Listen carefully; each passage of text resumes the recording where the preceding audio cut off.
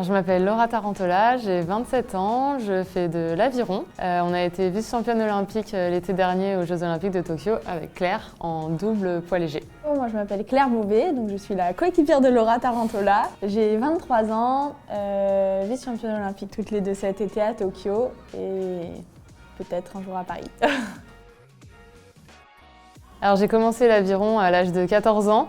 En fait, c'est une copine au collège qui, elle, faisait de l'aviron. Et elle m'a dit, viens essayer, il y a une après-midi porte ouverte, tu verras, c'est sympa. Et c'est vrai que je suis allée au club de l'aviron grenoblois et j'ai tout de suite adoré l'ambiance. Il y avait un très groupe de filles de mon âge qui avaient l'air de s'éclater, qui faisaient de la compète. Et j'avais juste trop envie de m'intégrer à ce groupe. Et du coup, c'est comme ça que j'ai commencé ce sport. Moi, j'ai commencé l'aviron avec la section sportive de mon collège aussi, du coup. En fait, je voulais pas du tout en faire à la base, mais je voulais faire de triathlon, mais avec ma meilleure amie, on était un peu inséparables. Si j'ai accepté de faire de l'aviron avec elle, elle faisait triathlon avec moi, donc c'est comme ça qu'on a commencé et finalement, on est allé dans les deux et ça s'est très bien passé.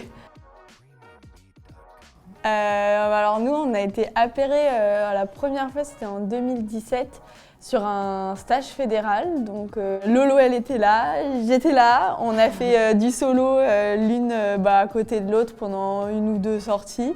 Et finalement, ils nous ont mis genre, dans le même bateau. Et je me souviens, on était toutes seules sur l'eau, il y avait juste le chef de secteur et la coach. Et finalement, ça a super bien matché. Et dans ma tête, sur cette sortie, elle restera mémorable. Tout de suite, on s'est dit, chouette, on peut faire des choses sympas. Enfin, ça nous a un peu ouvert pour les prochaines années et les saisons qui suivaient.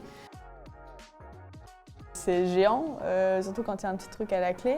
Et les Jeux de 2024 à Paris, c'est ce qu'on n'a pas encore fait, c'est une nouvelle aventure, c'est une nouvelle histoire, on ne sait pas comment ça va se finir. On a juste hâte de lire la fin du livre pour savoir comment ça va aller, mais en même temps c'est nous qui allons écrire les mots, donc il faut qu'on travaille dur pour y arriver, quoi. Au début, on n'avait pas forcément d'atomes crochus plus que ça en dehors de l'aviron. Et je pense vraiment le fait d'être coéquipière, ça fait qu'en fait, on a commencé à partager plein de choses aussi en dehors. Et c'est très bien de s'entendre dans l'aviron, mais c'est aussi hyper important de s'entendre pas en tant que rameuse, en tant que femme, en tant que personne, parce que une fois qu'on sort du bateau, on est quand même ensemble H24 sur les stages, quoi. Et du coup, on a la chance de bien s'entendre, de petit à petit, au fil des années, avoir trouvé des points communs, des sujets communs. Et à côté de juste l'aviron, on est aussi très proches, on est amis. Et en tout cas, je sais que moi, quand je suis sur une course avec Claire, je la vois devant moi. Et si j'en peux plus, si j'ai mal, jamais j'abandonnerai juste parce qu'elle est devant et je le fais pour elle aussi, quoi. C'est beau.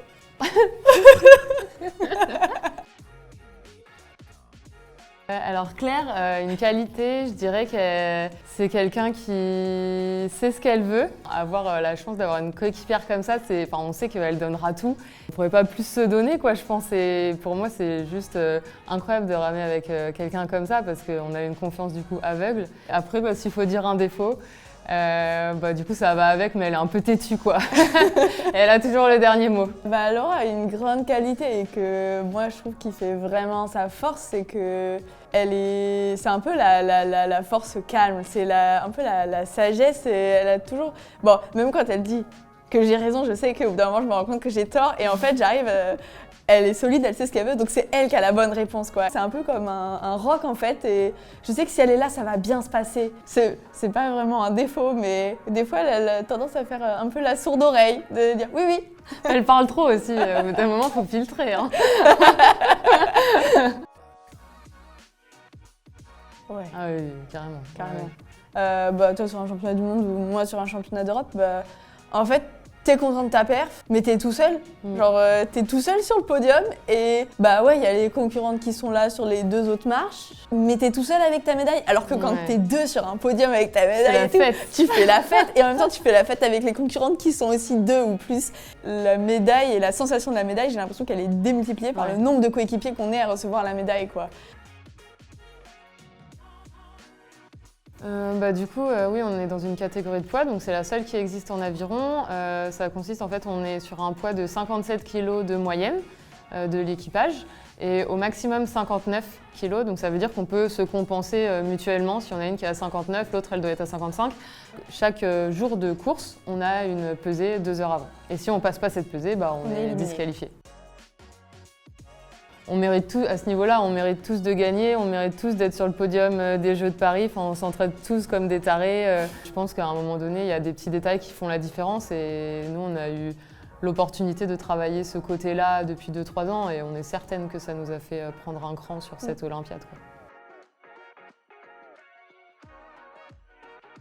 C'est des postes qu'on s'attribue en fonction de nos capacités à les tenir. Derrière, Laura, elle va tenir plus une position de moteur. Elle me donne les informations de ce qui se passe dans la course, les placements, si on est derrière, devant, à quelle distance. Et moi, je vais être un peu l'interface entre Laura et le bateau et je vais mettre une cadence et je dois faire en sorte qu'elle soit le plus régulier possible pour que Laura, derrière, elle se sente bien. Elle dit ça dans le sens où moi je dois être bien pour poser mon geste et du coup pour être vraiment puissante.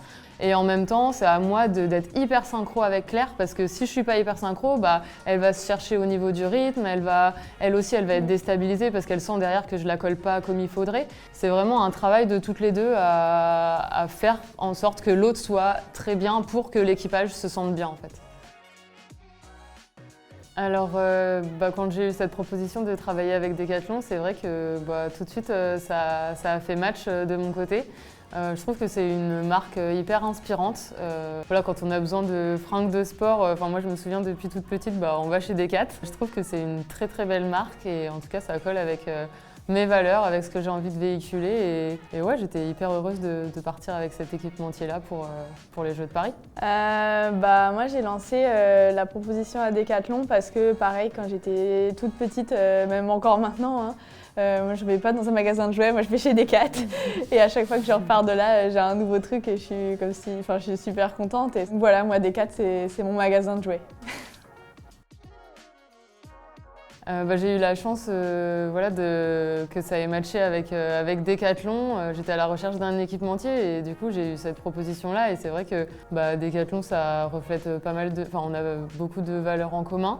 C'est une marque que j'affectionne beaucoup et je suis très contente de faire partie de ce team et je me suis dit que j'allais rencontrer des athlètes d'autres sports et je trouve ça toujours hyper enrichissant parce que c'est chouette de sortir un peu de notre sport à nous, de voir ce qui se fait à l'extérieur, ensuite de créer des liens, de suivre les autres quand ils sont en compète. Clairement, ce que le team va pouvoir nous apporter, je pense, c'est beaucoup d'expertise aussi. Tout à l'heure, on parlait de créer des choses ensemble, co-créer, essayer de tendre vers des produits encore plus quali.